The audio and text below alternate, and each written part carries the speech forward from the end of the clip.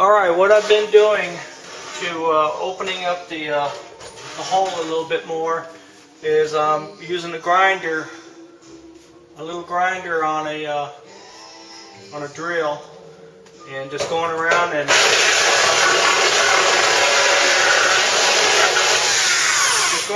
and widening it up a little bit. And here again is the original speaker. You see the back end of the speaker right here, and let me turn the light on better. There we go. Let's get this light. It doesn't want to stay in place. Alright, so anyway, we got the back of the speaker right here. We want to make sure we got plenty of clearance around, and it fits perfectly up there. And it seems to be enough, I'd say maybe close to ½ an inch clearance around it. But my problem is I'm not using this speaker. I can get it recombed, but I choose not to. I went ahead and purchased another vintage speaker of the same period, not by this manufacturer. I believe this one was made by Delco, and the vintage speaker that I have here is made by Zenith.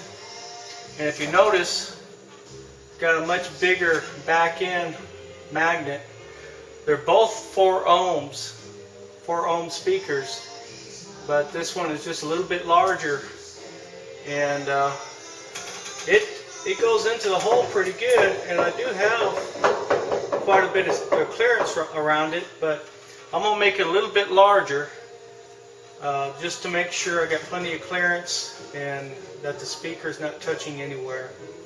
So that's what I'm going to do next.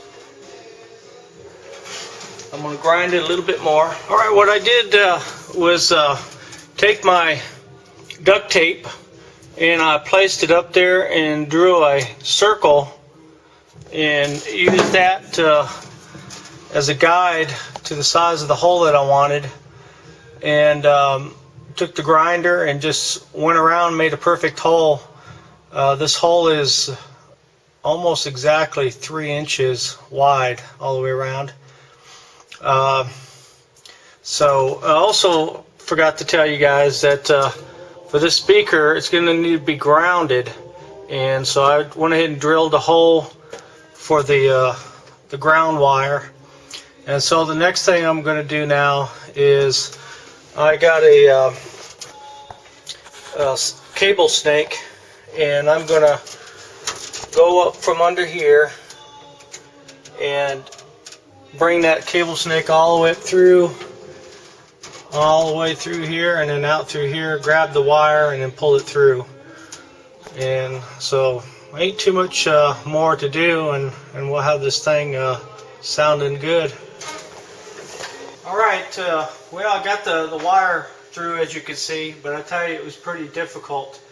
The snake cable that I had,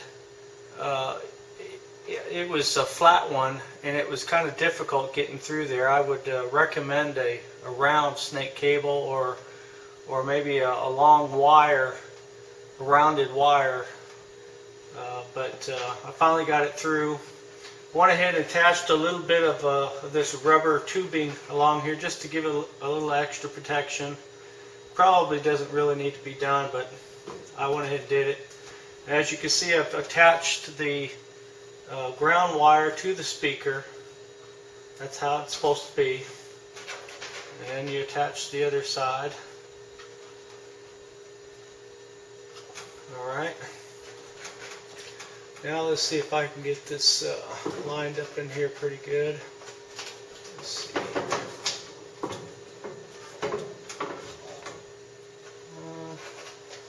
Run this a little bit higher. There we go. Let me see if I can find the hole.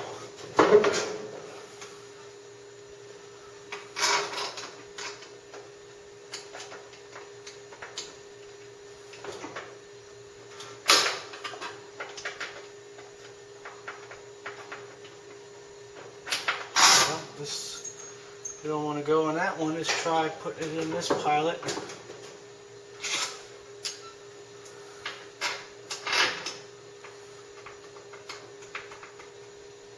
Come on. These screws that came with this really should have been a little bit longer, because as you can see, there's really not a whole lot holding it.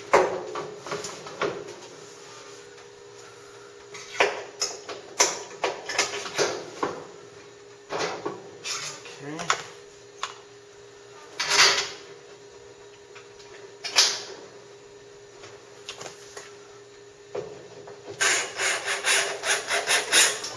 Now I'm going to be painting this speaker cover or speaker grill, and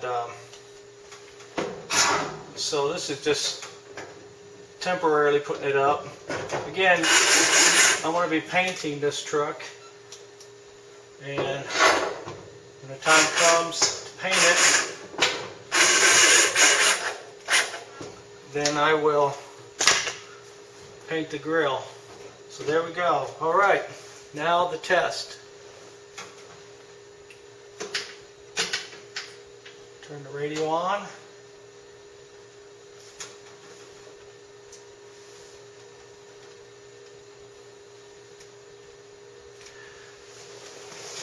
Take this thing off.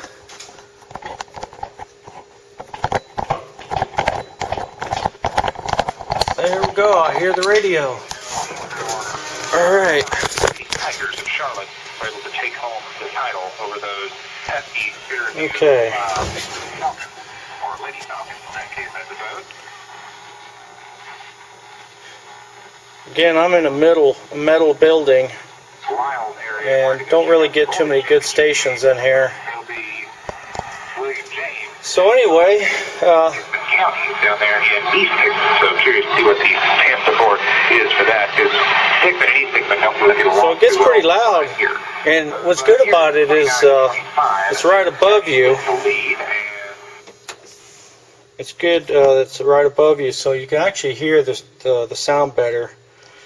I don't know if you also noticed that when I turn on the radio, in the previous video that I had installing the antenna, you probably noticed that the radio had a little bit more of a louder hum to it.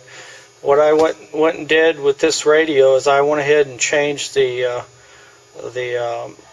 tube vibrator in it, and I went ahead and put a solid state vibrator in it. And with the solid state vibrator, you'll never have to replace it. With the older style, you had to replace it, I believe, every 2 years. It was recommended, but it's a lot quieter with this solid state vibrator in it. So your totals first for Patriot, Jelks with 2 points, both at the free throw line. All right, well that's it. So you've done a good job of limiting him as he comes back from an injury. Hope this guy, with 5 points. I hope this helps you guys. There you go.